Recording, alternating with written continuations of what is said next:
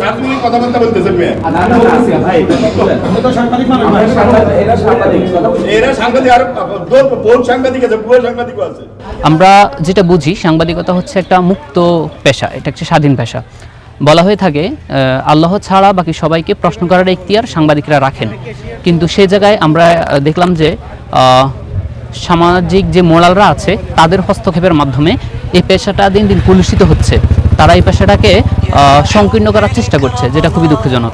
আমি যা দেখলাম যে আপনারা হচ্ছে ইয়েটা করতেছিলেন, ভিডিও করতেছিলেন, তো ওনারা হঠাৎ আপনাদের উপরে মানে এই বিষয়টা নিয়ে হামলা করা শুরু করলো আর কি। ওটা তো তাদের উচিত হয়নি এই হামলাটা করা। আমি তো ভাই যখন হামলাটা হয় তখন অন দ্য স্পটে ছিলাম। সো একটা মানে মসজিদ কমিটির লোক একটা কি বলে যে সাংবাদিকের উপরে কীভাবে এরকম অতর্কিত হামলা করতে পারে, এটা আসলে আমি এর আগে কখনো দেখি নাই। এটা তো ওনাদের ডিপ সিক্রেট, এটা তো আমরা বলতে পারি না।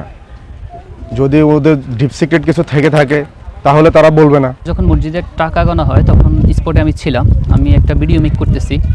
তো এই সময় দেখতেছি যে এখানে হাতাহাতি হচ্ছে আর কি।